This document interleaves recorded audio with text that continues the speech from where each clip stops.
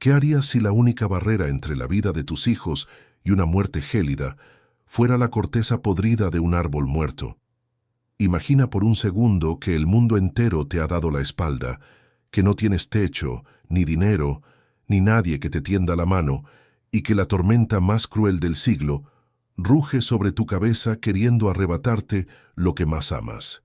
Esta no es solo una historia de supervivencia, es el grito desesperado de una madre, Isabel, una viuda empujada al abismo que encontrará en la oscuridad más profunda una luz que nadie esperaba ver. Prepárate, porque lo que ella está a punto de descubrir dentro de ese tronco hueco cambiará el destino de su familia, o los condenará para siempre. ¿Te atreves a entrar en el bosque con ella? El cielo no estaba simplemente lloviendo, estaba llorando con una furia bíblica, como si Dios mismo hubiera decidido lavar los pecados de la tierra, ahogándolos en barro y frío. En medio de aquella inmensidad negra, bajo los árboles retorcidos del bosque de las sombras, una figura solitaria luchaba contra el viento.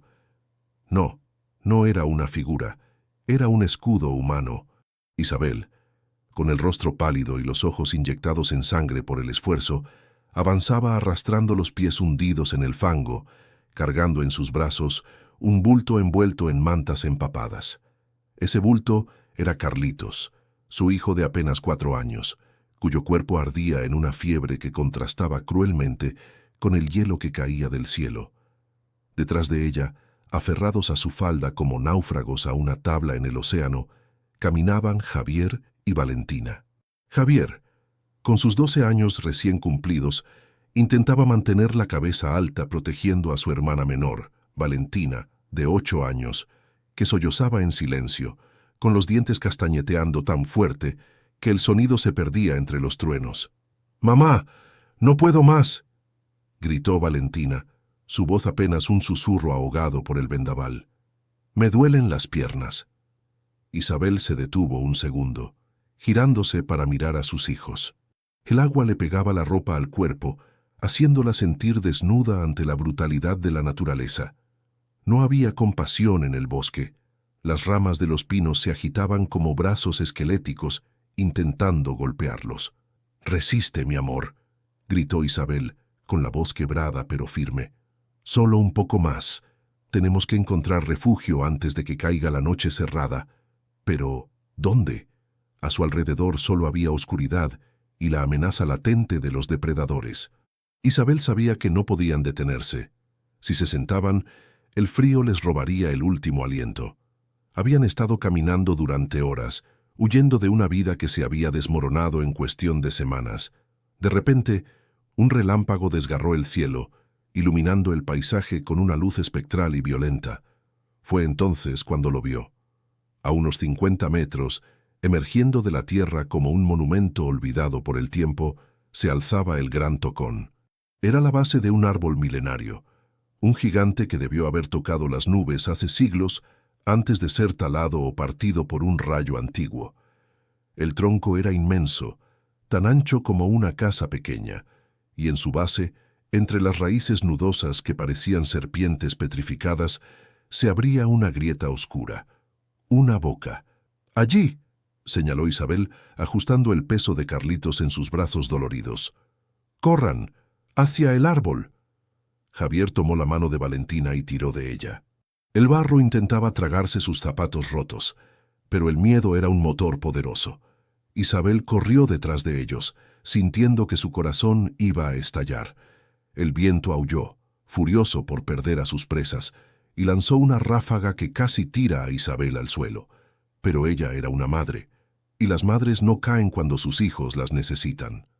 Llegaron a la base del Gran Tocón. La abertura era estrecha, cubierta de musgo y telarañas, pero lo suficientemente grande para que pasaran. «¡Adentro, rápido!», ordenó Isabel. Javier y Valentina se escurrieron por el hueco.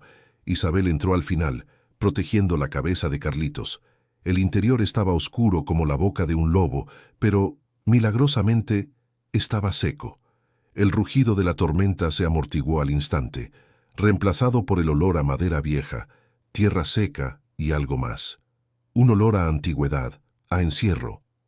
Isabel se dejó caer sobre el suelo de tierra apisonada, jadeando, con el pecho subiendo y bajando dolorosamente.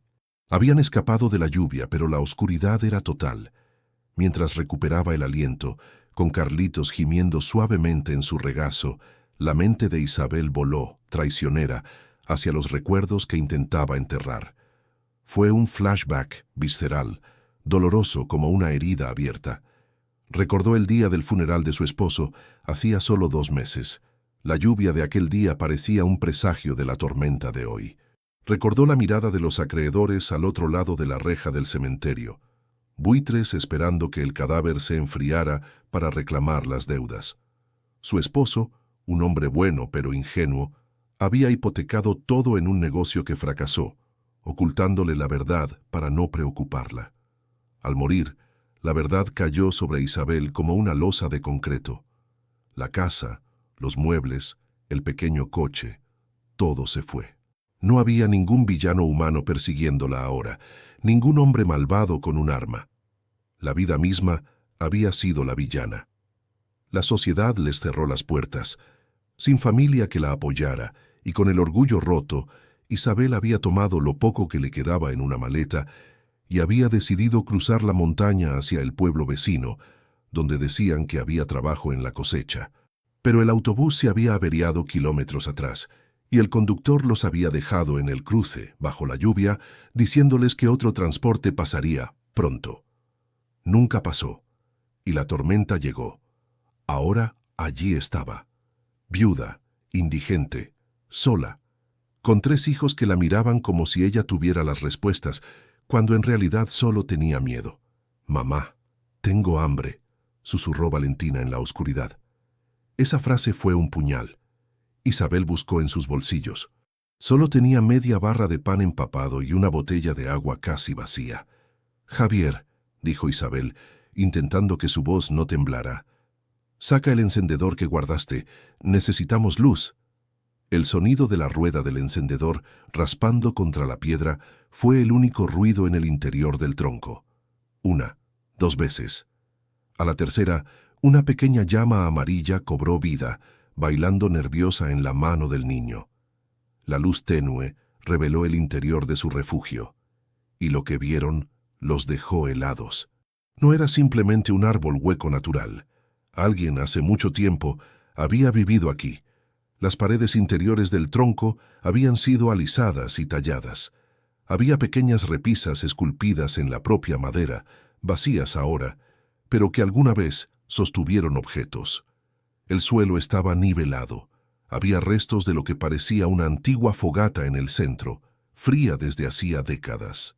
¿Alguien vivía aquí?, preguntó Javier con los ojos muy abiertos, proyectando sombras largas contra las paredes curvas. «Parece que sí. Hace mucho tiempo», murmuró Isabel. Acomodó a Carlitos sobre unas hojas secas acumuladas en un rincón, cubriéndolo con su propio abrigo, quedándose ella solo con una blusa fina ante el frío penetrante. «Descansen», les dijo a los mayores. «Yo haré guardia». Pero Isabel no podía quedarse quieta. La curiosidad y el instinto de supervivencia la impulsaron a explorar aquel extraño habitáculo, mientras sus hijos se acurrucaban juntos. Con el encendedor en mano, recorrió el perímetro del interior del tronco. Sus dedos rozaron la madera, sintiendo las marcas de herramientas antiguas. Fue entonces cuando lo vio, en la parte más alejada de la entrada, donde las raíces del árbol se hundían en la tierra formando un rincón oscuro. Había algo que no encajaba con la textura natural de la madera. Parecía una protuberancia, un nudo en la madera, pero demasiado perfecto, demasiado circular. Isabel acercó la llama. Era una pieza de madera encajada a presión, un escondite. Su corazón comenzó a latir con fuerza. ¿Sería comida? ¿Dinero olvidado? ¿Alguna herramienta? Con las uñas rotas y sucias de barro, tiró del borde de la pieza de madera. Estaba atascada por los años y la humedad, pero la desesperación le dio fuerzas. «Vamos, abre», gruñó entre dientes. Con un crujido seco, la tapa de madera cedió y cayó al suelo, levantando una pequeña nube de polvo antiguo. Isabel metió la mano en el hueco oscuro. Sus dedos tocaron algo frío y metálico. «¿Qué es eso, mamá?», preguntó Javier, que no se había dormido. Isabel extrajo el objeto lentamente. Era una caja de metal oxidada por el paso del tiempo, del tamaño de una caja de zapatos. Tenía un candado, pero el metal del cierre estaba tan corroído que con un simple golpe seco contra el suelo, se rompió. Isabel abrió la caja con manos temblorosas. Dentro no había oro, ni joyas. Había un libro, un diario de tapas de cuero grueso, agrietado y reseco, pero que había protegido su contenido de la humedad del bosque, y junto al diario, doblado cuidadosamente, un papel grueso de color amarillento. Isabel desdobló el papel primero. Era un mapa, pero no un mapa cualquiera. Estaba dibujado a mano con tinta negra que apenas se había desvanecido. Representaba el bosque en el que se encontraban, pero con detalles que no aparecían en ningún mapa moderno. El Gran Tocón estaba marcado con una X en el centro, y desde allí una línea de puntos rojos trazaba un camino serpenteante hacia una formación rocosa dibujada con detalle, marcada con la palabra «La Cueva del Olvido». Y debajo de esa ubicación, una sola palabra escrita en letras mayúsculas y temblorosas: Esperanza. Isabel tomó el diario. Lo abrió en la primera página. La letra era angulosa, apresurada, escrita por una mano firme pero angustiada. Acercó la llama del encendedor para leer las primeras líneas, mientras el viento afuera golpeaba el tronco como si quisiera derribarlo. Isabel leyó en voz alta, casi sin querer. Si estás leyendo esto, es que el bosque de las sombras te ha atrapado, igual que a mí. Soy el capitán Rodrigo de la Vega, y este es mi último refugio. He escondido lo que robé y lo que gané, lejos de la codicia de los hombres. Pero el invierno se acerca y los lobos saben que estoy aquí. Si eres un alma perdida buscando salvación, el mapa te guiará a mi legado. Pero ten cuidado, viajero. La naturaleza aquí no perdona y custodia mi tesoro con celo de sangre. Isabel sintió un escalofrío que no tenía nada que ver con el frío. El hombre que escribió esto estaba muerto. Probablemente murió justo donde ella estaba sentada ahora. ¿Tesoro?, susurró Javier acercándose. ¿Dice que hay un tesoro? Isabel miró a sus hijos. Estaban sucios, hambrientos y aterrorizados. Carlitos gemía en sueños, su frente ardiendo. Si había la más mínima posibilidad de que ese legado incluyera algo de valor, o mejor aún, medicinas o comida, ella tenía que encontrarlo. No tenía otra opción. Amigos oyentes, la situación es crítica. Isabel acaba de encontrar un mapa que podría ser la salvación de sus hijos o una trampa mortal dejada por un hombre que murió en la locura. ¿Ustedes qué harían en su lugar? ¿Se arriesgarían a salir a la tormenta siguiendo un mapa de hace 50 años o se quedarían en el tronco esperando un rescate que quizás nunca llegue? Quiero leer sus opiniones en los comentarios. No olviden darle me gusta si quieren que Isabel luche con todas sus fuerzas, y suscríbanse para no perderse lo que está a punto de suceder. Díganme también desde qué ciudad nos escuchan para enviarles un saludo en el próximo capítulo. De repente la lectura fue interrumpida por un sonido que heló la sangre en las venas de Isabel. No fue el trueno, no fue el viento, fue un aullido, pero no un aullido lejano. Sonó justo al otro lado de la pared de madera, a escasos centímetros de donde estaban apoyadas sus cabezas. Un aullido gutural, hambriento y profundo. Luego, el sonido inconfundible de garras rascando la corteza exterior del tronco. Ras, ras, ras. Algo grande estaba afuera, algo que olía su miedo, algo que sabía que estaban allí. Isabel apagó el encendedor de golpe, sumiendo el interior del tronco en una oscuridad absoluta. Abrazó a sus 3 hijos con fuerza, tapándole la boca a Valentina para que no gritara. El diario cayó al suelo abierto. En la oscuridad, Isabel recordó la última frase que había leído de reojo antes de que la luz se extinguiera. Los lobos no son lo peor que habita este bosque. Cuidado con lo que duerme bajo tus pies. Afuera, la respiración pesada de la bestia se escuchó pegada a la entrada del tronco. 2 puntos brillantes, como brasas del infierno, aparecieron en la abertura, mirando hacia adentro. La viuda contuvo el aliento. La verdadera pesadilla acababa de comenzar. Aquellos dos orbes luminosos, inyectados en una ferocidad amarilla y salvaje, se clavaron en el alma de Isabel como dagas incandescentes, paralizando su respiración y deteniendo el tiempo en el interior de aquel refugio de madera podrida. No era simplemente un animal lo que acechaba al otro lado de la entrada, era la encarnación misma de la muerte, vestida con pelaje húmedo y colmillos afilados, esperando pacientemente el error de sus presas. El gruñido que emanó de la garganta de la bestia no fue un sonido sino una vibración tectónica que sacudió el suelo bajo los cuerpos temblorosos de los niños, un retumbar grave que anunciaba el fin. Valentina, con los ojos cerrados fuertemente, hundió la cara en el pecho de su madre, intentando desaparecer del mundo, mientras Javier, con una valentía que excedía sus 12 años, buscaba a tientas en la oscuridad alguna piedra, alguna rama, cualquier cosa que pudiera servir de defensa contra aquella pesadilla de 4 patas. Isabel sabía que el miedo era un lujo que no podía permitirse. El pánico era el precursor de la fatalidad. Con un movimiento lento, casi imperceptible, la viuda deslizó su mano hacia una roca suelta que había notado antes en el suelo del tronco, aferrándola con tal fuerza que sus nudillos se tornaron blancos. La bestia avanzó. El hocico húmedo y negro cruzó el umbral del refugio, olfateando el aire cargado de temor humano y enfermedad infantil. El olor a fiebre que emanaba del pequeño Carlitos parecía actuar como un faro irresistible para el depredador. Isabel sintió cómo el instinto maternal, esa fuerza primigenia y violenta, suprimía su terror, transformándolo en una furia fría y calculadora. Si ese lobo quería a su hijo, tendría que pasar primero sobre su cadáver destrozado.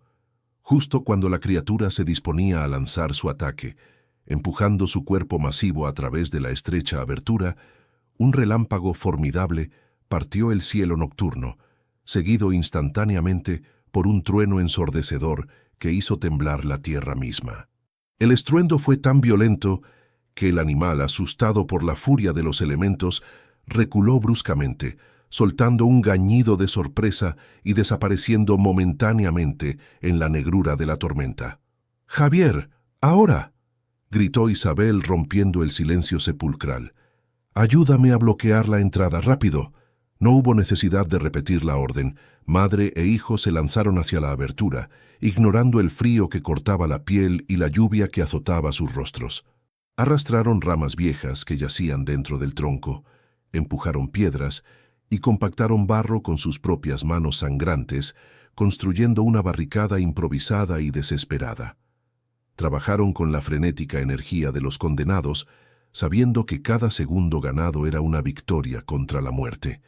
Cuando lograron cerrar el hueco lo suficiente para impedir el paso de un cuerpo grande, Isabel cayó de espaldas, jadeando, con el corazón golpeando sus costillas como un pájaro enjaulado. Pero la calma fue efímera. Un gemido lastimero, agudo y débil, la trajo de vuelta a la cruel realidad. Carlitos se retorcía sobre las hojas secas, su rostro bañado en sudor, a pesar del frío glacial que impregnaba el ambiente. La fiebre estaba consumiendo al niño, devorándolo desde adentro con una voracidad que rivalizaba con la de los lobos. Isabel se arrastró hasta él, colocando una mano sobre su frente. Estaba hirviendo. La temperatura de su cuerpo era alarmante, peligrosa. Si no lograba bajar esa fiebre antes del amanecer, el pequeño corazón de Carlitos dejaría de latir, y ella sabía que, si eso ocurría, su propia razón de existir se extinguiría con él. La impotencia la golpeó con la fuerza de un maremoto. No tenía medicinas, no tenía agua limpia, no tenía nada más que un encendedor con poco gas y un diario viejo. El diario. Sus ojos se posaron en el libro de cuero que yacía olvidado en el suelo. Aquel capitán, Rodrigo de la Vega, había mencionado un legado, un refugio. ¿Y si en ese legado había algo más que oro? ¿Y si había dejado suministros? Con manos temblorosas, Isabel volvió a encender la llama precaria y abrió el cuaderno, buscando desesperadamente entre las páginas amarillentas, devorando las palabras escritas con tinta desvanecida hace 5 décadas. La caligrafía del capitán era errática, testimonio de un hombre que había perdido la cordura en soledad, pero los datos eran precisos. Isabel leyó en voz alta para mantener despiertos a Javier y Valentina y para ahogar los aullidos que volvían a escucharse afuera, ahora más numerosos, una manada completa rodeando su fortaleza de madera. Día 42, leyó Isabel. La herida en mi pierna ha empeorado. La gangrena amenaza, pero he logrado preparar un ungüento con hierbas del valle y he guardado mis últimas dosis de quinina y morfina en la caja de metal, dentro de la caverna del olvido. Si muero aquí, que al menos mis provisiones sirvan a otro desdichado. He sellado los frascos con cera.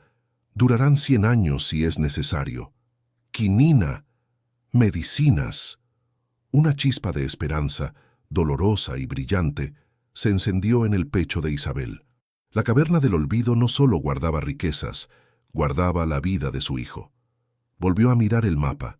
La distancia no era enorme, quizás 2 kilómetros a través del bosque denso, pero con la tormenta rugiendo y una manada de lobos hambrientos sitiándolos, esos 2 kilómetros eran una odisea imposible. Sin embargo, quedarse allí era una sentencia de muerte segura. Carlitos no sobreviviría otra noche en ese estado. Isabel miró a Javier, quien escuchaba atentamente con los ojos muy abiertos, comprendiendo la gravedad de la situación sin que nadie tuviera que explicársela. El niño había dejado de ser niño esa noche. La adversidad lo estaba forjando como a un hombre.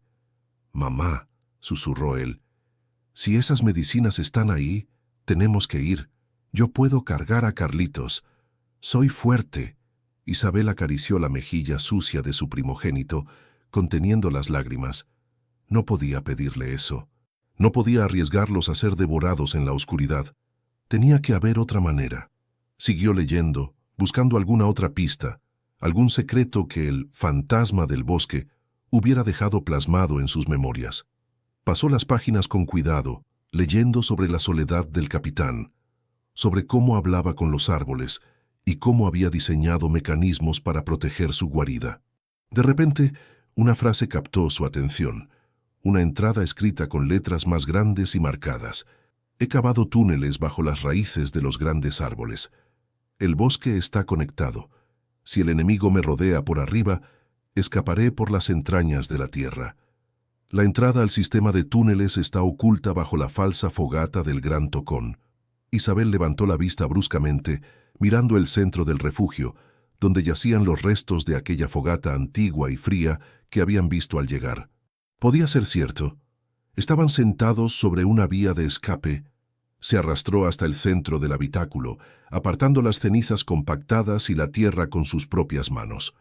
Javier se unió a ella, escarbando como un animalillo, mientras Valentina vigilaba la entrada bloqueada, donde los rasguños y golpes de los lobos se hacían cada vez más violentos. La madera de la barricada crujía bajo la presión de los cuerpos bestiales que intentaban derribarla. No tenían mucho tiempo. Bajo la capa de suciedad, los dedos de Isabel toparon con algo duro y liso. Metal. Era una argolla de hierro, oxidada pero sólida, incrustada en una losa de piedra o madera muy dura. «La palanca de la libertad», había escrito el capitán. Isabel aferró la argolla con ambas manos, tiró con todas sus fuerzas, pero el mecanismo estaba atascado por el paso de medio siglo de inactividad.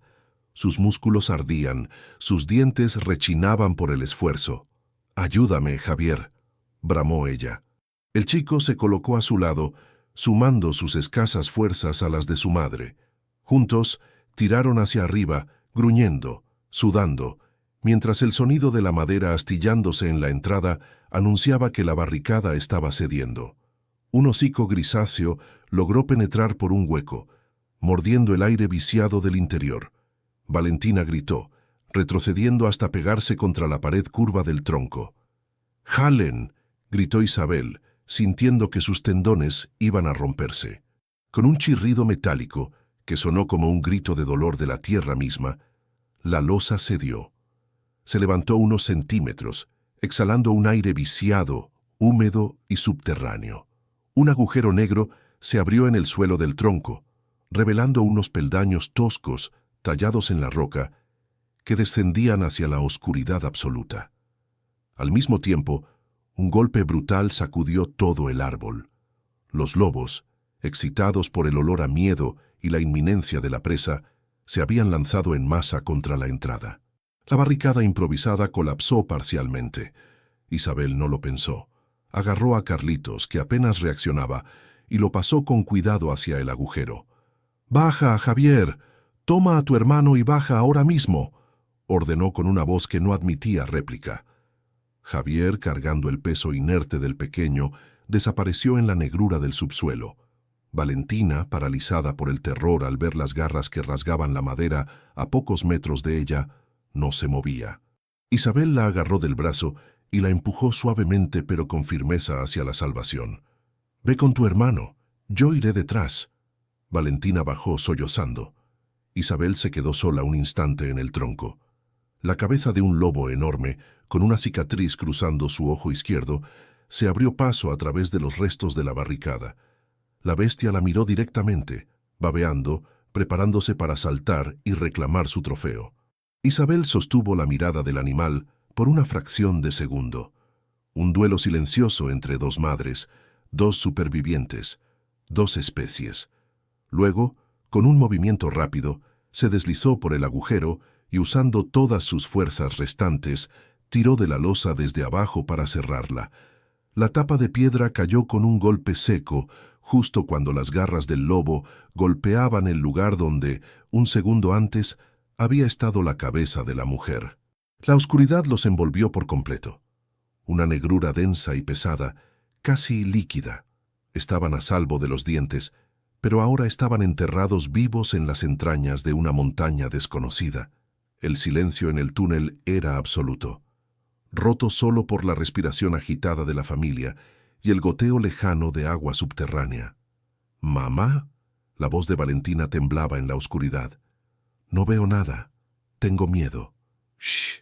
Tranquila, mi amor», susurró Isabel, encendiendo nuevamente el mechero. La llama iluminó un pasillo estrecho, con paredes de tierra reforzadas por vigas de madera que parecían a punto de ceder. El aire era frío, pero no helado como afuera. Olía a moho y a tiempo detenido. Isabel miró a sus hijos. Estaban vivos, por ahora. Pero el mapa del capitán Rodrigo indicaba que este túnel era solo el principio, un laberinto diseñado para confundir a los intrusos, y Carlitos. Carlitos empezó a toser, una tos seca y cavernosa que resonó en el túnel como un presagio funesto. Isabel puso la mano en el pecho del niño. El corazón le latía demasiado rápido, como un colibrí agotado. Tenían que llegar a la caverna del olvido, y tenían que hacerlo ya. Pero el diario advertía de algo más, una advertencia que Isabel no había tenido tiempo de leer completamente arriba. Acercó la luz a la página una vez más.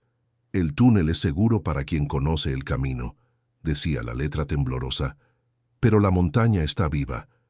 Las lluvias fuertes hacen que la tierra se mueva. Si escuchas el rugido profundo, no corras, reza». Y entonces lo escucharon. No era el aullido de los lobos, era algo más profundo, un sonido grave y constante que venía de las profundidades, o quizás de arriba, de la superficie saturada de agua. La tierra sobre sus cabezas vibró ligeramente, dejando caer una lluvia fina de polvo sobre sus cabellos.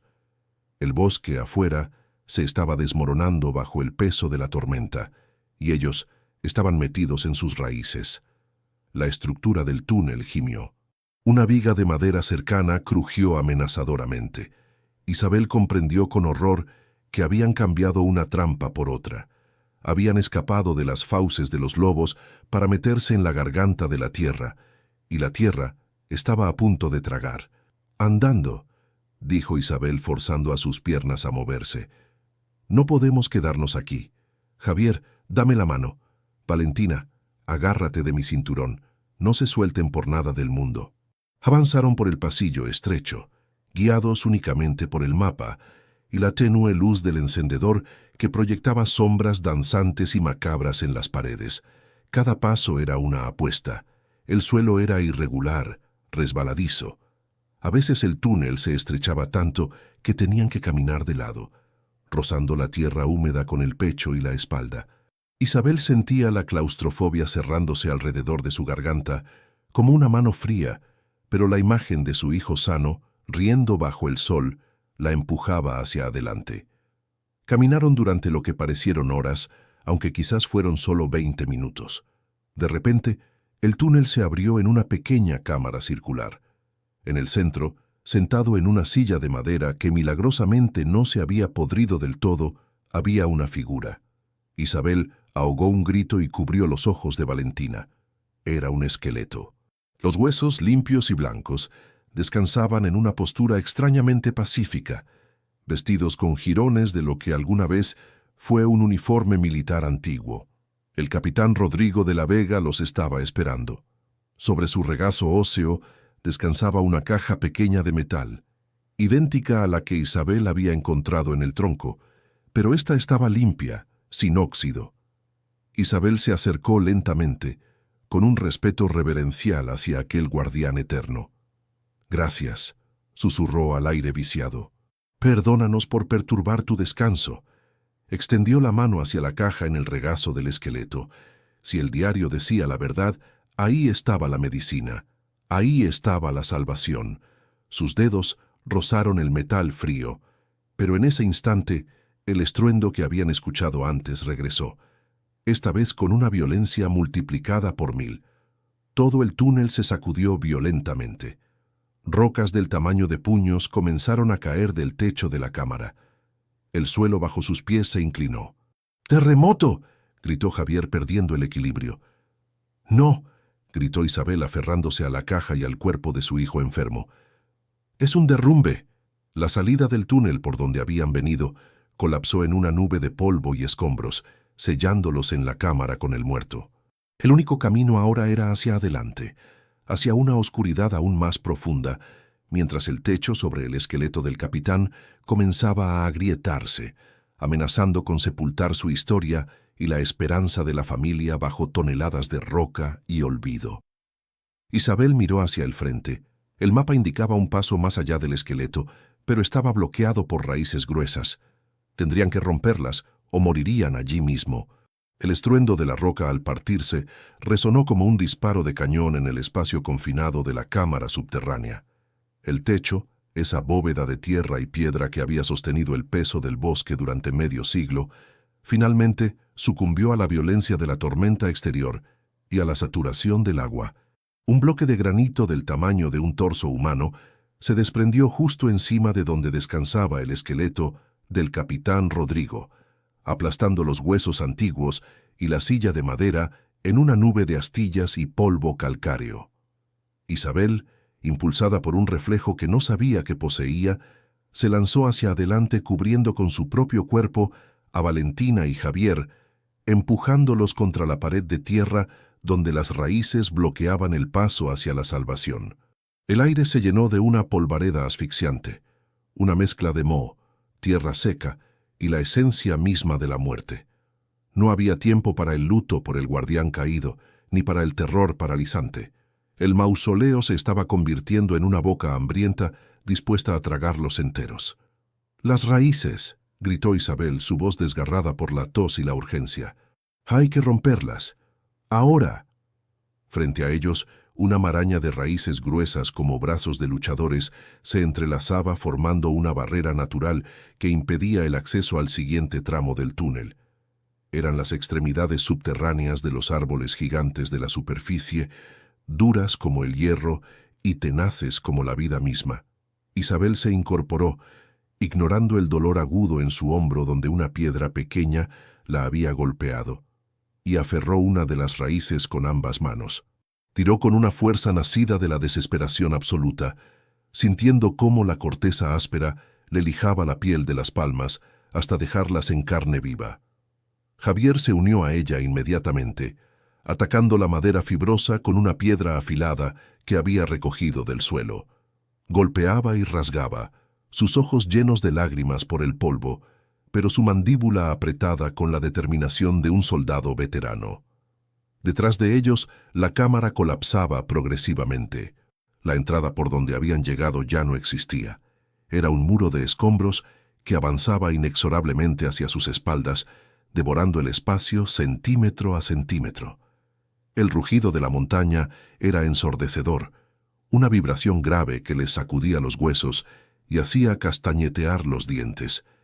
«Valentina, ayuda a tu hermano», ordenó Isabel, mientras ella misma usaba su peso corporal para apalancar una raíz particularmente gruesa. La niña, superando su parálisis inicial, comenzó a arrancar las fibras más pequeñas con sus dedos delgados. De repente, con un crujido húmedo y liberador, la raíz principal que Isabel sostenía cedió. La madera se partió, liberando un olor acre a savia vieja.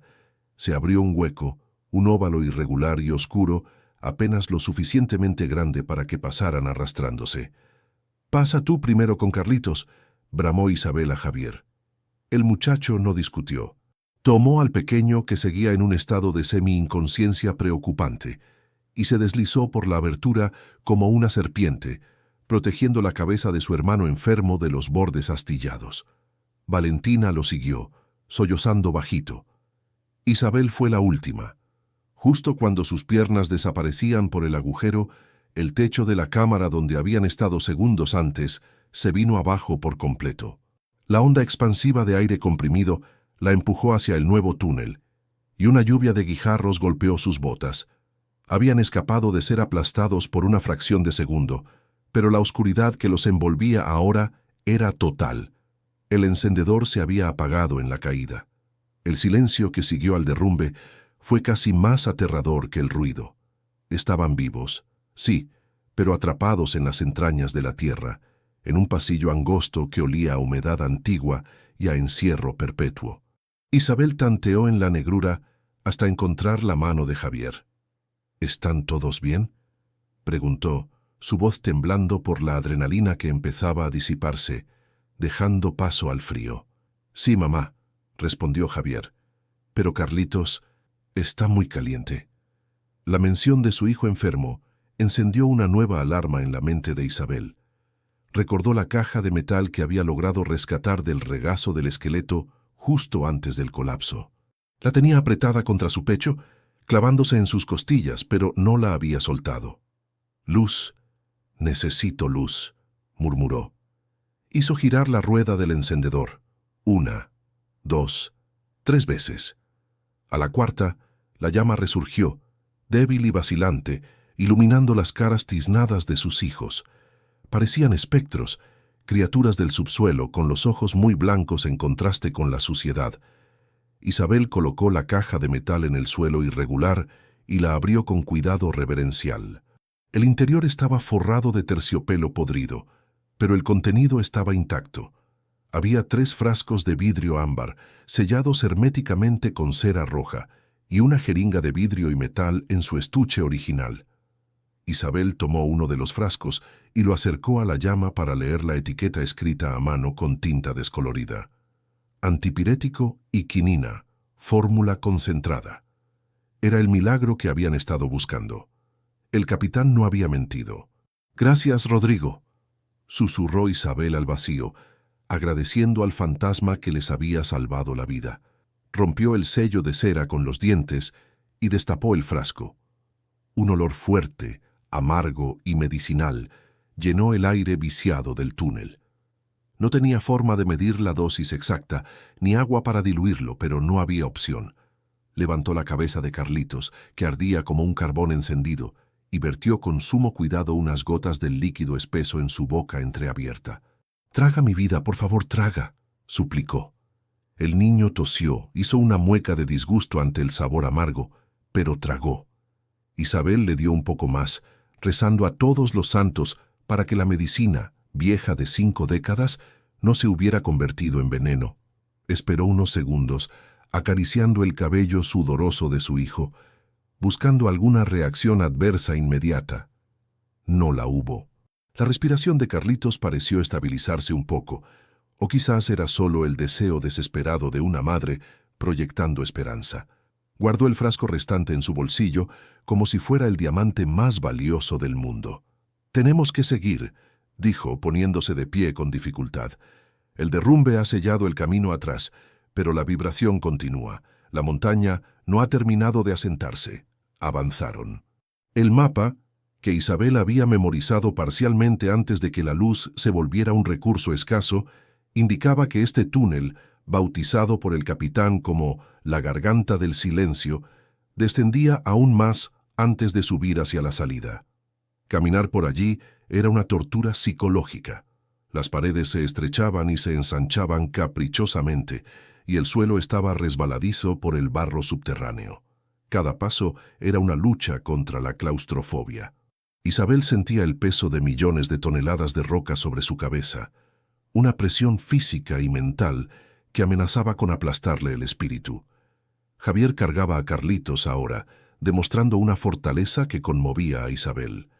El niño había dejado atrás su infancia en esa noche interminable. Valentina caminaba pegada a la pierna de su madre, agarrando la tela de su pantalón con tanta fuerza que sus nudillos estaban blancos. El único sonido era el chapoteo de sus botas en el barro y sus propias respiraciones agitadas. Pero entonces, un nuevo sonido comenzó a filtrarse en la oscuridad. Era un rumor constante, un rugido bajo y líquido. ¿Escuchan eso?, preguntó Valentina con la voz apenas audible. Agua, dijo Isabel. Es agua corriente. El mapa mencionaba un río subterráneo, una vena de agua helada que cruzaba la montaña. Según el dibujo, debían cruzarlo para llegar a la bóveda de la esperanza, donde se encontraba la salida y el supuesto tesoro. El sonido se hizo más fuerte a medida que avanzaban, transformándose de un murmullo a un estruendo. El aire se volvió más frío y húmedo, cargado de gotitas en suspensión que hacían bailar la llama del encendedor peligrosamente. De repente, el túnel desembocó en una caverna inmensa, tan grande que la luz del mechero no alcanzaba a iluminar el techo ni la pared opuesta. Pero sí iluminó lo que tenían delante. El suelo terminaba abruptamente en un precipicio. Isabel se detuvo en seco, extendiendo el brazo para frenar a Javier. A sus pies, un abismo negro se abría como una herida en la tierra.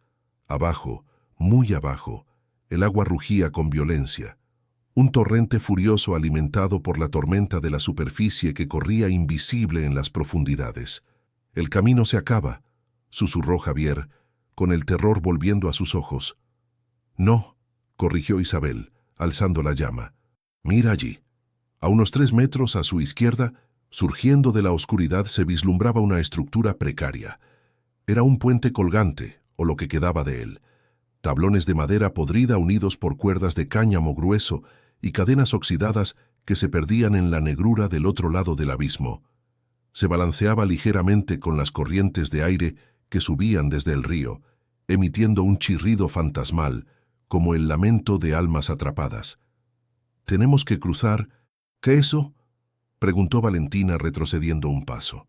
Isabel tragó saliva. La estructura parecía frágil, una telaraña tejida por un loco hace 50 años, pero no había vuelta atrás. Detrás de ellos, en el túnel por el que acababan de salir, se escuchó un nuevo estruendo, más fuerte que los anteriores. El suelo bajo sus botas vibró violentamente. El derrumbe los estaba persiguiendo. La cámara del esqueleto había colapsado, y ahora el túnel de la Garganta del Silencio estaba cediendo, aplastándose como un tubo de pasta de dientes bajo un pie gigante. Una nube de polvo fue expulsada por la boca del túnel hacia la caverna donde estaban, empujándolos hacia el borde del precipicio.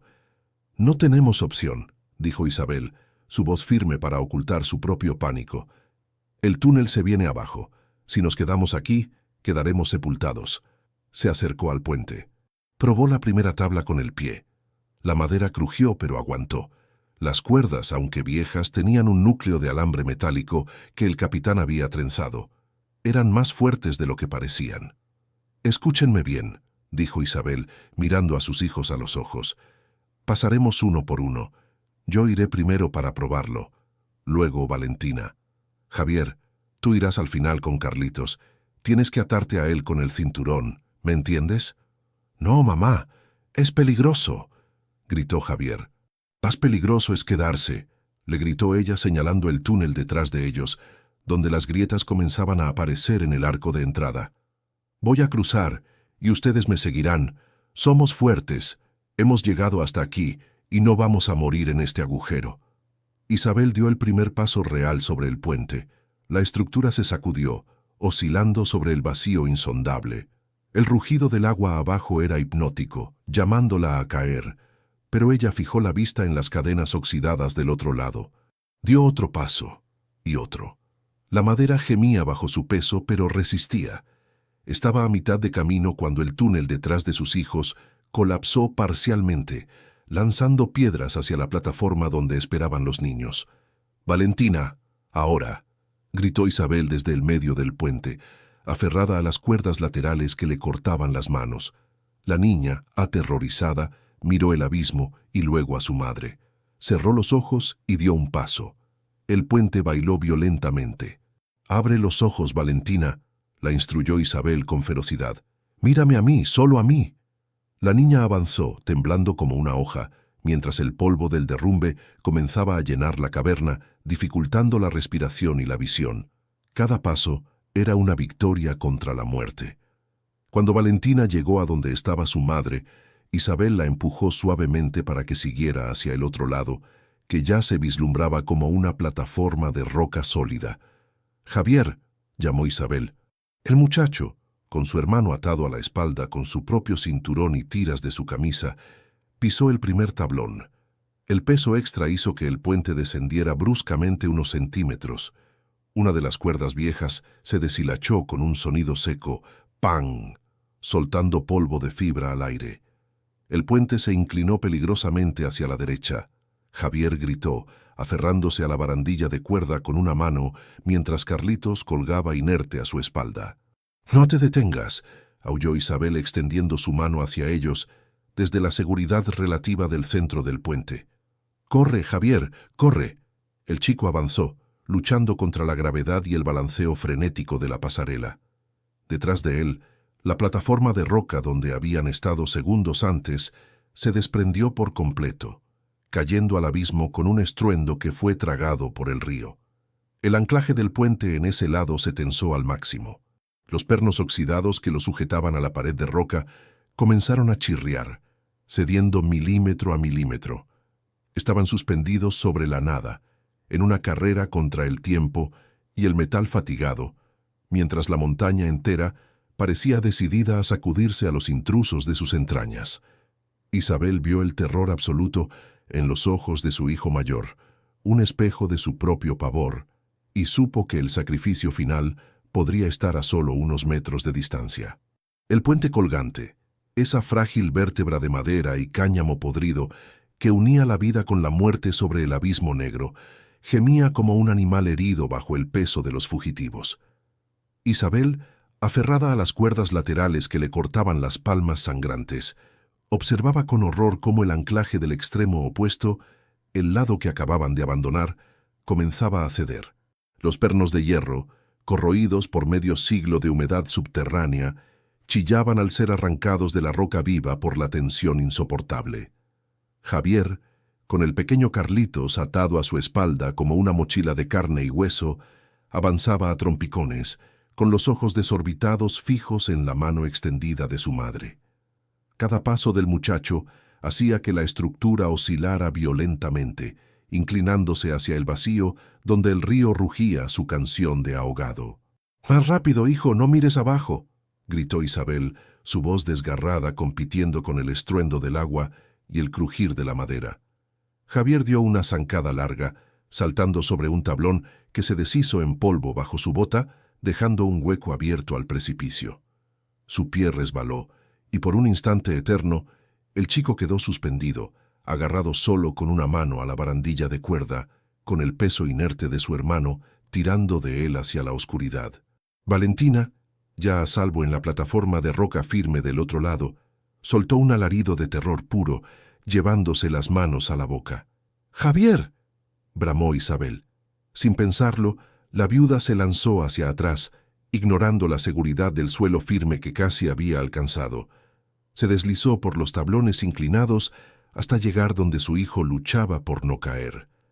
Con una fuerza nacida de la desesperación más primitiva, agarró la muñeca de Javier. Sus dedos se cerraron como un cepo de acero alrededor del brazo delgado del niño. «¡Te tengo!», gruñó ella, apretando los dientes hasta sentir que se romperían. «¡Sube! ¡Sube ahora mismo!». El puente se sacudió una vez más. Con un sonido seco y metálico, uno de los dos cables principales del lado opuesto se rompió. La pasarela se torció bruscamente, quedando colgada de un solo hilo, inclinada en un ángulo imposible de 45 grados. Isabel y Javier quedaron colgando, balanceándose sobre el abismo. «Mamá», sollozó Javier, mirando el río furioso que corría metros abajo. «Mírame a mí», le ordenó Isabel, mirándolo a los ojos con una intensidad feroz. «No te voy a soltar, jamás te voy a soltar». Con un esfuerzo sobrehumano tiró de él. Javier encontró un punto de apoyo precario con su pie y logró impulsarse hacia arriba, gateando sobre los tablones inclinados. Isabel retrocedió, arrastrándolo consigo, hasta que ambos colapsaron sobre la roca fría y sólida de la plataforma, lejos del borde. Segundos después, el último cable del puente cedió. La estructura entera se desprendió y cayó al vacío en silencio, desapareciendo en la oscuridad hasta que el sonido lejano de madera, chocando contra el agua, confirmó su destino. Habían cruzado. El camino de regreso ya no existía. Isabel se quedó tendida en el suelo un momento, respirando el aire húmedo y viciado, con el corazón golpeándole las costillas como si quisiera escapar de su pecho. Abrazó a Javier y a Carlitos, comprobando frenéticamente que estuvieran enteros. Carlitos seguía inconsciente, pero su respiración parecía un poco más profunda, menos agónica. La medicina del capitán estaba luchando su propia batalla dentro del pequeño cuerpo. «Lo logramos», susurró Valentina, acurrucándose junto a ellos. «Aún no», dijo Isabel incorporándose con dificultad.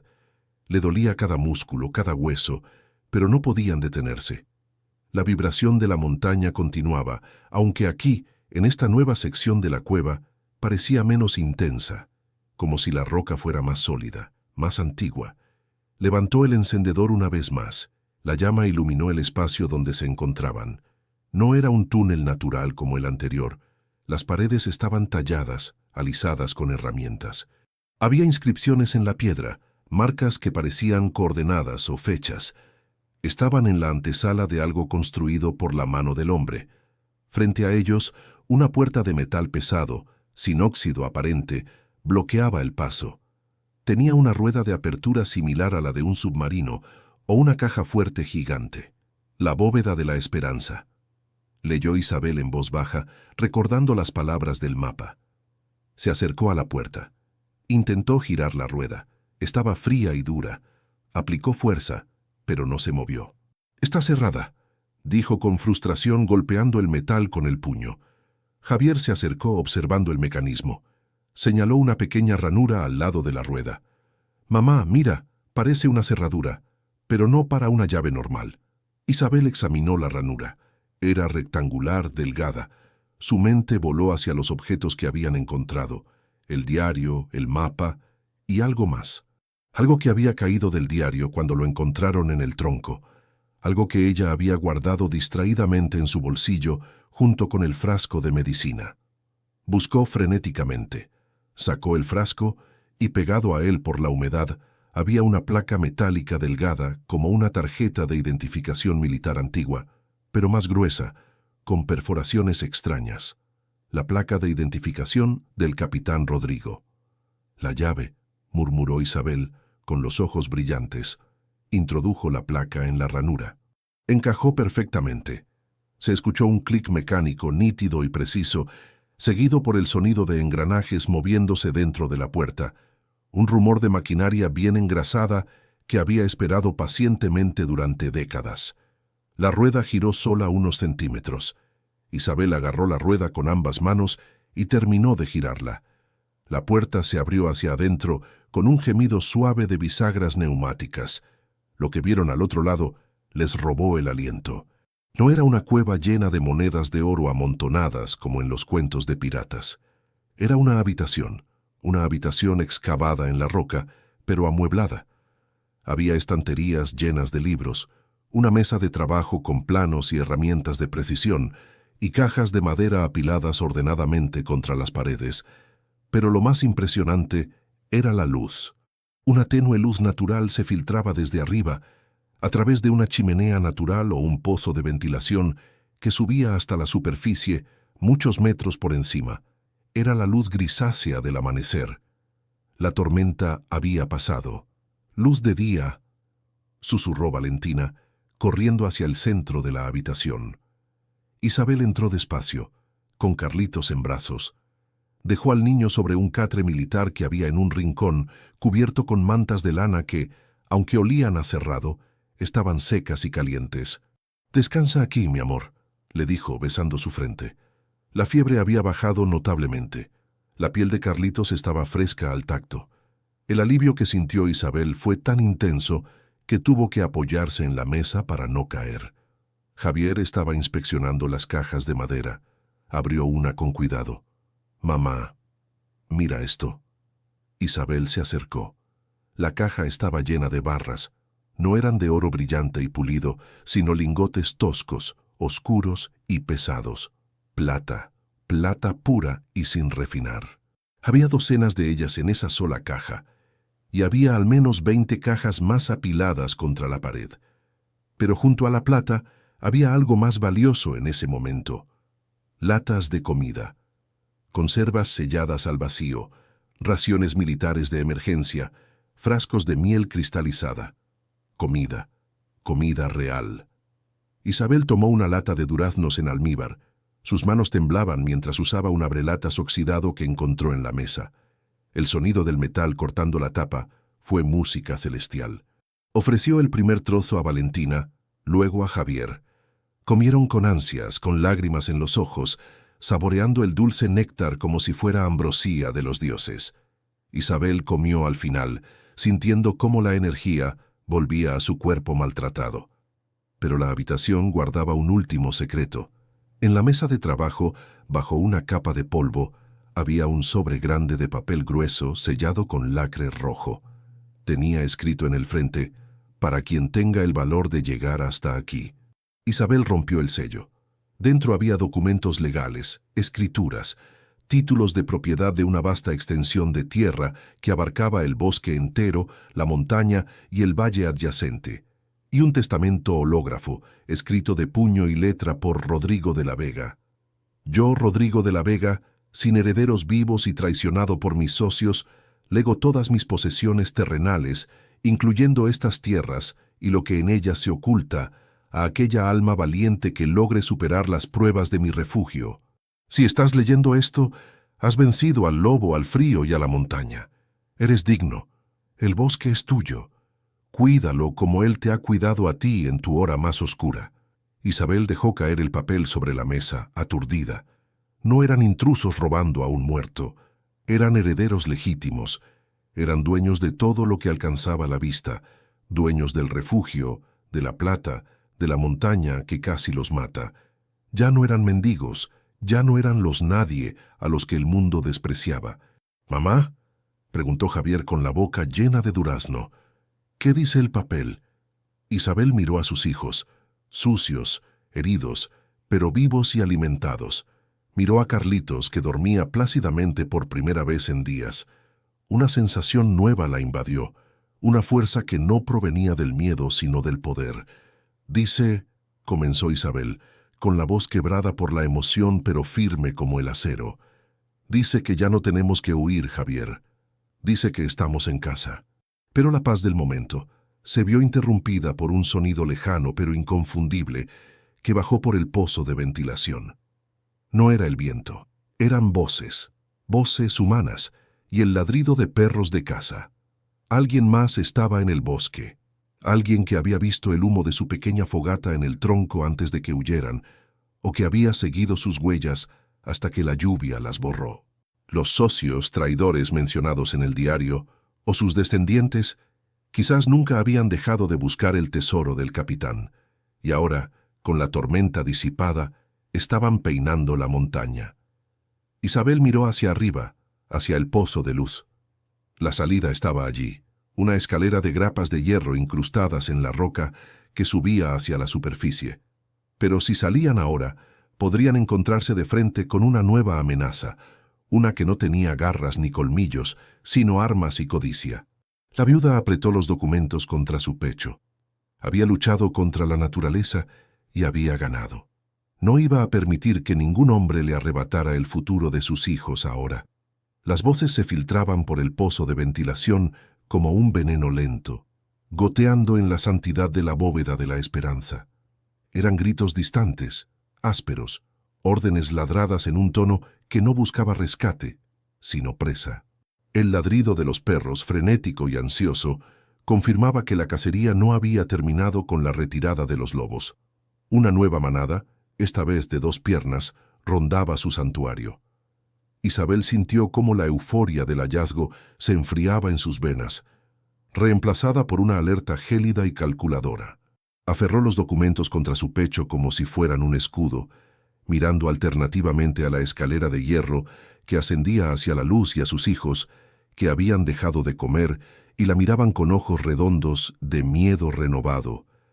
«¿Quiénes son, mamá?», susurró Valentina con la voz temblorosa. «No lo sé», respondió Isabel, bajando el tono hasta hacerlo casi inaudible. «Pero no vamos a quedarnos para averiguarlo desarmados».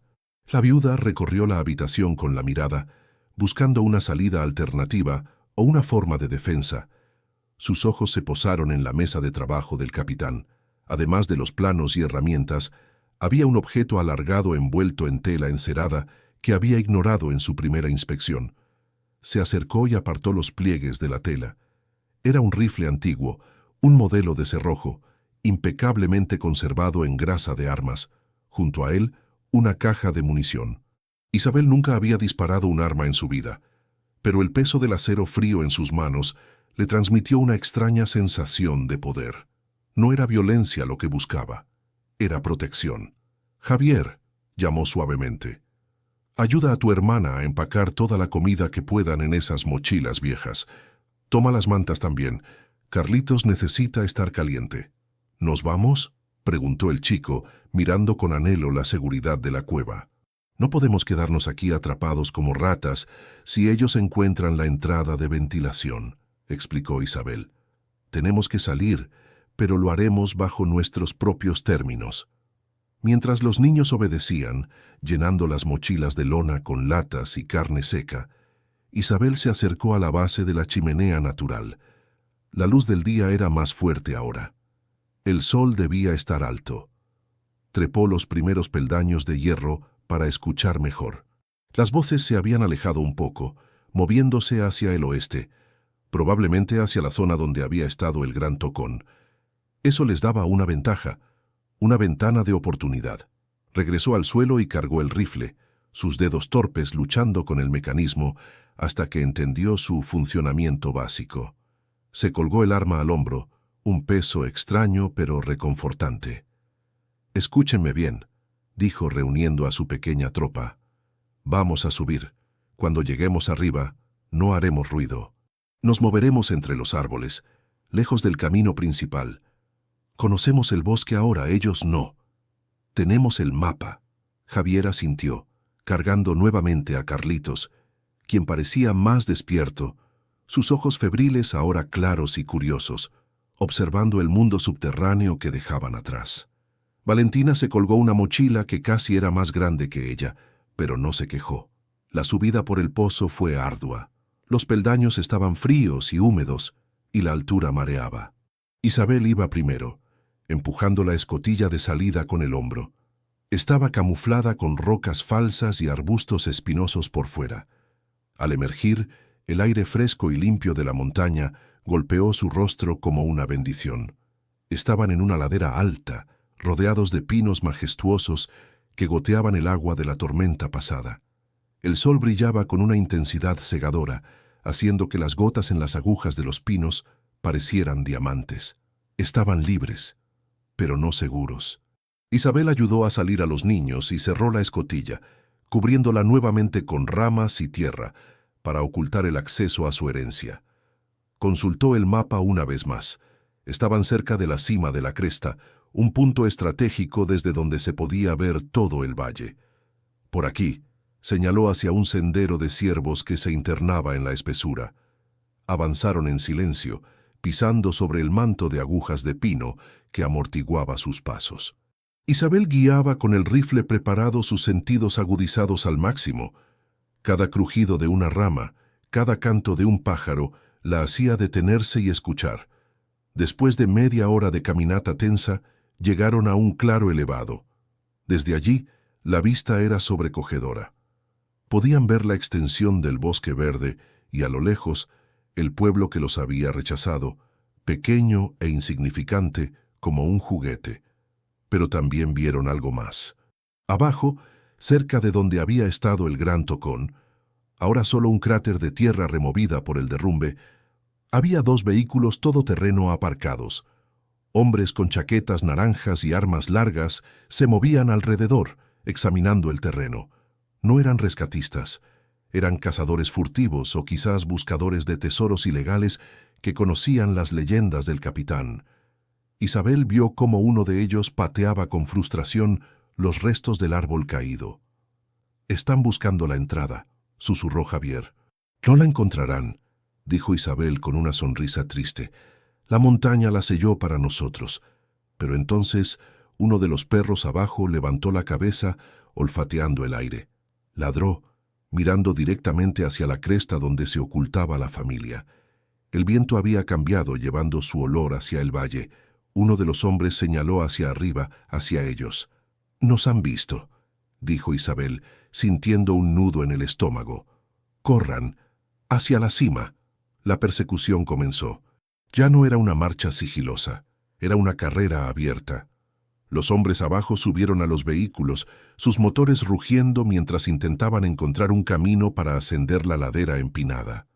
Isabel y los niños no tenían motores, pero tenían la ventaja del terreno escarpado donde los coches no podían pasar. Sin embargo, los hombres a pie, con los perros, empezaban a subir. Isabel empujaba a sus hijos, ignorando el ardor en sus pulmones. Carlitos, sacudido por el movimiento, empezó a llorar. Pero Javier no se detuvo. Subieron por rocas, cruzaron arroyos crecidos, rasgándose la ropa con las zarzas. Llegaron a una meseta rocosa, un callejón sin salida natural, rodeado de acantilados por 3 lados. «Mamá, no hay salida», gritó Valentina, mirando el precipicio que caía cientos de metros hacia el río. Isabel se giró. Los perseguidores estaban cerca, se oían sus voces jadeantes y el tintineo de su equipo. Estaban acorralados. La viuda miró a sus hijos, luego miró el rifle en sus manos. No había escapatoria. Tendría que luchar. «Javier, lleva a tus hermanos detrás de esas rocas grandes», ordenó, señalando una formación de granito. «Cúbrelos. No salgas pase lo que pase». «¿Y tú?», preguntó el chico con lágrimas en los ojos. «Yo voy a hablar con ellos», dijo Isabel, cargando el cerrojo del rifle con un sonido metálico seco. «O a detenerlos». Isabel se paró en medio del claro, una figura solitaria y delgada contra el cielo azul, con el rifle antiguo apuntando hacia el sendero por donde debían aparecer los hombres. No era una soldado, era una madre, y eso la hacía infinitamente más peligrosa. Los primeros arbustos se movieron. Un perro de caza irrumpió en el claro, gruñendo, seguido por un hombre corpulento con una escopeta. Al ver a Isabel armada, el hombre se detuvo en seco, levantando una mano para detener a los que venían detrás. «Vaya, vaya», dijo el hombre sonriendo con dientes amarillentos. «Mira lo que tenemos aquí, la viuda perdida. Pensamos que los lobos se habían encargado de ustedes». «Atrás», advirtió Isabel, su voz firme como la roca bajo sus pies. «Esta es propiedad privada, márchense». El hombre soltó una carcajada ronca. Otros 2 hombres aparecieron a su lado, mirándola con burla. «Propiedad privada. Este bosque es de quien lo toma, señora. Y escuchamos que el viejo loco dejó algo brillante por aquí. ¿Dónde está? ¿Lo tienes en esa mochila?» Dieron un paso adelante. Isabel disparó. No a ellos, sino a una roca justo a los pies del líder. El estruendo del disparo resonó en el valle como un trueno, y la esquirla de piedra hizo saltar al hombre hacia atrás. «El próximo va a la cabeza», gritó Isabel recargando rápidamente. «Tengo los títulos de propiedad y tengo la voluntad de usarlos. ¡Lárguense!». Los hombres dudaron. No esperaban resistencia. No esperaban a una leona defendiendo a sus cachorros. Se miraron entre ellos evaluando el riesgo. Eran codiciosos pero cobardes. Enfrentarse a una mujer desesperada con un rifle de alto calibre en una posición elevada no era un buen negocio. «Está loca», murmuró uno de ellos. «Vámonos», gruñó el líder escupiendo al suelo. «No vale la pena morir por unas monedas viejas. Ya volveremos cuando se le acaben las balas». Comenzaron a retroceder, llamando a los perros. Isabel no bajó el arma hasta que el último de ellos desapareció entre los árboles y el sonido de los motores alejándose confirmó su retirada. Solo entonces sus piernas cedieron y cayó de rodillas, temblando incontrolablemente. Javier, Valentina y Carlitos salieron de su escondite y corrieron hacia ella, abrazándola en un solo nudo de llanto y alivio. «Se fueron, mamá, se fueron», decía Javier. Isabel miró el valle. Eran dueños de la tierra, pero ahora sabía que la tierra había que defenderla. Tenían la plata, tenían los títulos, pero lo más importante era que se tenían el uno al otro y habían sobrevivido al infierno. «Sí, se fueron», dijo Isabel, secándose las lágrimas y mirando el horizonte. «Pero esto no ha terminado. Tenemos que llegar al pueblo. Tenemos que registrar los documentos. Solo entonces estaremos verdaderamente a salvo». Se puso de pie, ayudada por sus hijos. El camino hacia la civilización sería largo, pero ya no eran fugitivos asustados. Eran supervivientes. Eran los dueños del bosque de las sombras. Y con el tesoro del capitán, Isabel tenía un plan no solo para sobrevivir, sino para prosperar y vengarse, no con balas, sino con éxito, de todos aquellos que la habían dado por muerta. «Alto ahí, viajero. Hemos llegado al momento decisivo. Isabel ha vencido a los lobos, ha sobrevivido al derrumbe y ha ahuyentado a los cazadores, pero ahora enfrenta a un enemigo quizás más cruel, la sociedad que la rechazó. Antes de que escuches el desenlace, te pido un favor urgente. Pausa este relato ahora mismo. Sí, ahora. Ve a la sección de comentarios y escribe tu teoría. ¿Crees que el notario del pueblo aceptará los documentos antiguos o intentará robarle todo a la viuda en el último segundo? ¿Logrará Isabel la justicia que merece? Quiero leer tus predicciones antes de revelarte la verdad. ¿Ya comentaste? Perfecto. Ahora respira hondo y prepárate, porque el final de esta historia promete ser tan impactante como la tormenta que lo empezó todo. ¿Alguna vez han sentido que el aire, ese mismo aire que días antes parecía veneno helado en los pulmones, de repente se convierte en el aliento dulce de la victoria? Para Isabel y sus 3 hijos, el descenso de la montaña no fue una huida precipitada, sino una procesión real, solemne y dolorosa, aunque sus ropas fueran harapos manchados de barro y sangre seca. Caminaban con la lentitud de los exhaustos. Cada paso una batalla ganada contra la gravedad, pero con la frente alta de los conquistadores que regresan a reclamar su trono. El peso de las mochilas viejas, cargadas con los lingotes de plata y las latas de conserva, era una tortura física que sus espaldas soportaban con una sonrisa secreta. Era el peso de la libertad, la carga más dulce y embriagadora que jamás hubieran imaginado llevar. El sol de la tarde bañaba el valle, dorando las copas de los árboles que horas atrás habían sido barrotes de una prisión vegetal y ahora se inclinaban como súbditos de su nuevo reino. Llegaron a las primeras casas del pueblo al atardecer, cuando las sombras se alargan y los secretos salen a pasear. San Isidro del Valle, el lugar que les había cerrado las puertas con un portazo sordo, que había murmurado veneno a sus espaldas cuando el marido de Isabel murió, y las deudas la ahogaron como una marea negra, ahora parecía pequeño, insignificante, un escenario de cartón piedra. Al entrar en la calle principal, el contraste era brutal y chocante. La gente, vestida con sus ropas limpias de domingo, se detenía en seco para mirar el espectáculo grotesco. Una mujer escuálida, con el cabello enmarañado como un nido de cuervos y la mirada salvaje, seguida por 3 niños que parecían haber salido de una guerra olvidada. Los susurros comenzaron de inmediato, como el zumbido irritante de un enjambre de avispas venenosas. «Miren, es la viuda», cuchicheó doña Gertrudis desde la puerta de la panadería, limpiándose las manos llenas de harina en el delantal. «Dicen que se volvió loca y se llevó a los niños al monte para morir de hambre. ¡Qué irresponsabilidad! Pobres criaturas, mirad cómo van», respondió el carnicero sacudiendo la cabeza con falsa piedad.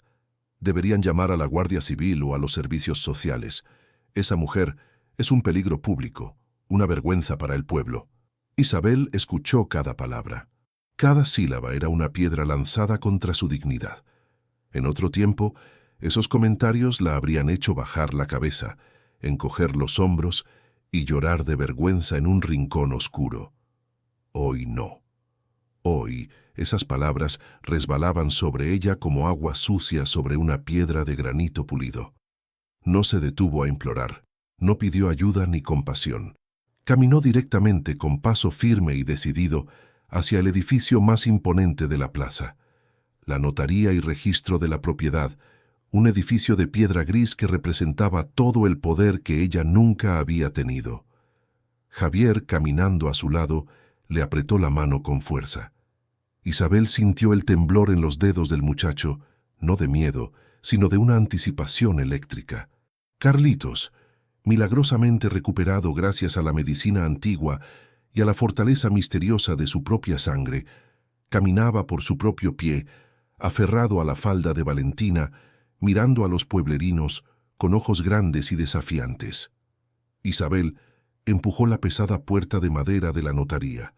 El sonido de la campanilla anunció su llegada, rompiendo el silencio sepulcral de la oficina. Dentro, el escribano, un hombre calvo, severo y de alma gris llamado don Aurelio, levantó la vista de sus papeles ajustándose las gafas doradas. Al ver el aspecto deplorable de la familia, su nariz se arrugó con un gesto de repugnancia instintiva, como si hubiera entrado un animal sarnoso en su templo de burocracia. «Señora, este es un despacho privado y respetable», dijo con voz nasal y cortante, levantándose para echarla con un gesto de la mano. «La caridad de la iglesia está 2 calles más abajo, junto al comedor social. Aquí no damos limosna a vagabundos». Isabel avanzó hasta el escritorio de caoba maciza. No dijo una palabra, ni una sola. Con movimientos deliberados, lentos y casi teatrales, se quitó la mochila del hombro. La abrió. El sonido de la cremallera rasgando el silencio fue ensordecedor, como un trueno lejano. Primero, sacó el sobre de cuero con los documentos del capitán Rodrigo de la Vega. Lo dejó caer sobre la mesa. El papel grueso, amarillento por el tiempo y manchado por la historia, contrastaba violentamente con la pulcritud estéril del despacho. «Lea esto», ordenó Isabel. Su voz era ronca por el humo y los gritos, pero tenía una autoridad innegable que hizo que don Aurelio se detuviera en seco, helado. El notario, vacilante y molesto, tomó el documento con la punta de los dedos. A medida que sus ojos recorrían las líneas escritas medio siglo atrás, su expresión de desdén se transformó en una máscara de incredulidad absoluta. El color abandonó su rostro. Sus manos empezaron a temblar, arrugando ligeramente el papel histórico. Esto es un testamento hológrafo del capitán de la Vega», tartamudeó el hombre, sudando frío. «Se le dio por muerto hace 50 años. Estas tierras, todo el bosque de las sombras y el valle del norte, legalmente no tienen dueño registrado desde entonces, son tierras baldías. Si esto es auténtico, interrumpió Isabel, clavando sus ojos en los de él. «Y soy la beneficiaria. Yo cumplí las condiciones. Yo sobreviví al refugio. Yo encontré su cuerpo y le di respeto. Pero, señora», don Aurelio intentó recuperar la compostura, buscando desesperadamente alguna excusa burocrática, algún tecnicismo para negarle su derecho. Los impuestos atrasados, la validación de la firma, las tasas de registro. Se necesitaría una fortuna para legalizar esta transferencia hoy mismo. Usted no tiene ni para zapatos, con todo respeto». Isabel no le dejó terminar. Una sonrisa fría, casi depredadora, Curvó sus labios agrietados. Metió la mano de nuevo en la mochila. Sus dedos se cerraron alrededor de uno de los lingotes fríos, irregulares y pesados. Con un movimiento brusco, sacó la barra de plata pura y la dejó caer sobre el escritorio pulido. El golpe seco, ¡tut!, resonó como un mazo de juez dictando sentencia final. La madera crujió bajo el peso del metal precioso, dejando una marca visible. Los ojos de don Aurelio casi se salieron de sus órbitas. Se quedó boquiabierto, incapaz de procesar lo que veía. ¿Será suficiente esto para cubrir los trámites, don Aurelio?, preguntó Isabel con una suavidad letal, inclinándose sobre la mesa. Si no, tengo 19 más aquí mismo en la mochila de mi hijo, y oro en la cueva. Y créame, tengo el tiempo y la paciencia para esperar a que usted cuente cada gramo. El silencio que llenó la habitación fue absoluto, denso, casi sagrado. Se podía oír el tic-tac del reloj de pared marcando el cambio de era. El notario tragó saliva ruidosamente, mirando alternativamente el lingote brillante, los documentos antiguos y a la mujer sucia que tenía enfrente. Ya no veía a una mendiga despreciable. Veía a la terrateniente más poderosa de toda la región, una mujer con recursos ilimitados. Su actitud cambió instantáneamente, volviéndose servil, empalagosa y patética. Por supuesto, doña Isabel, por supuesto, faltaría más. Siéntese, por favor. Tome mi silla. Le traeré un café. No, mejor un té de hierbas y agua fresca para los niños. Arreglaremos esto inmediatamente. Yo mismo me encargaré de todo esta noche. En las semanas siguientes, la transformación fue vertiginosa y total. La noticia corrió como la pólvora encendida. La viuda loca se había convertido en la dama del bosque. Los acreedores que la habían acosado desaparecieron como cucarachas ante la luz intensa o volvieron con sonrisas falsas y ramos de flores intentando excusarse, solo para encontrarse con una puerta cerrada a cal y canto. Isabel pagó cada centavo que su marido debía, hasta el último céntimo, no por ellos, sino por su propia paz y honor, para cortar las cadenas del pasado, y luego cortó todo lazo social con la hipocresía del pueblo. No aceptó invitaciones a cenas ni puestos en la junta del ayuntamiento. No compró una mansión ostentosa en la ciudad para presumir. No quiso lujos vacíos. Isabel contrató a los mejores arquitectos y constructores para edificar una casa hermosa, sólida y luminosa, justo en el linde del bosque, cerca de donde había estado el gran Tocón. Compró las tierras circundantes para asegurarse de que nadie, jamás, volviera a talar un árbol, a cazar lobos o a perturbar ese santuario natural. Han pasado 5 años desde aquella noche de tormenta que lo cambió todo. Hoy el sol se pone sobre el valle, tiñendo el cielo de naranjas profundos y violetas melancólicos. En el jardín de la gran casa de piedra y madera se celebra una fiesta pequeña, íntima. Javier, ahora un joven de 17 años, alto, fuerte y seguro de sí mismo, estudia los planos de ingeniería en la mesa del porche. Quiere construir puentes, pero puentes seguros, que unan a la gente y no se derrumben. Valentina, una adolescente radiante y sensible, toca el violín, una melodía dulce que se mezcla con el canto de los pájaros vespertinos. Y Carlitos, el niño que casi muere de fiebre en un tronco podrido, corretea por el césped pateando un balón, rebosante de salud, risa y energía inagotable. Isabel observa la escena desde la terraza, con una taza de té humeante en la mano. Su rostro ya no tiene las marcas del hambre ni del miedo, aunque sus ojos conservan la profundidad insondable de quien ha visto la oscuridad a la cara y ha vuelto para contarlo.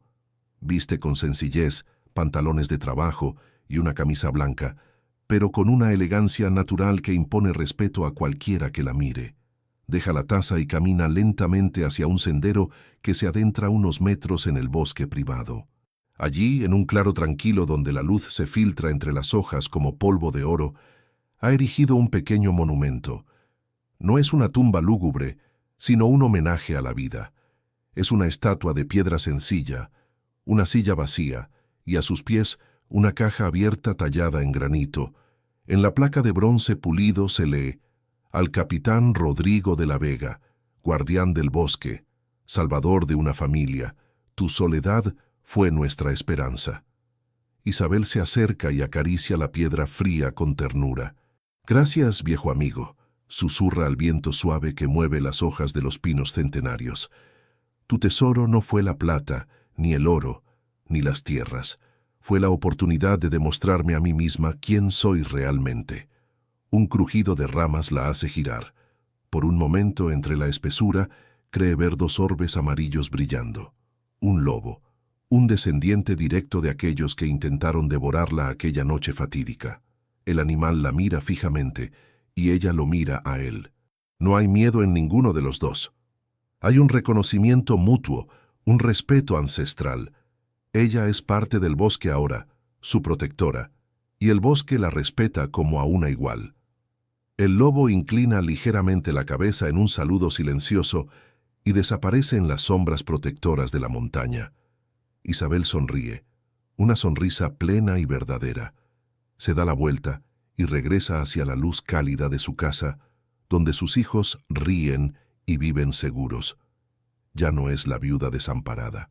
Es Isabel, la matriarca, la guardiana, la mujer que venció a la tormenta y encontró oro en sus propias cicatrices. Y así, amigos míos, termina nuestra historia de hoy. Nos enseña que, a veces, cuando la vida nos quita todo y nos deja desnudos ante el frío más cruel, no es un final sino una prueba de fuego, porque solo cuando perdemos el techo que nos cubre, somos capaces de mirar hacia arriba y ver la inmensidad de las estrellas. ¿Y tú? ¿Qué harías si encontraras un mapa en medio de tu propia tormenta? Hasta la próxima historia.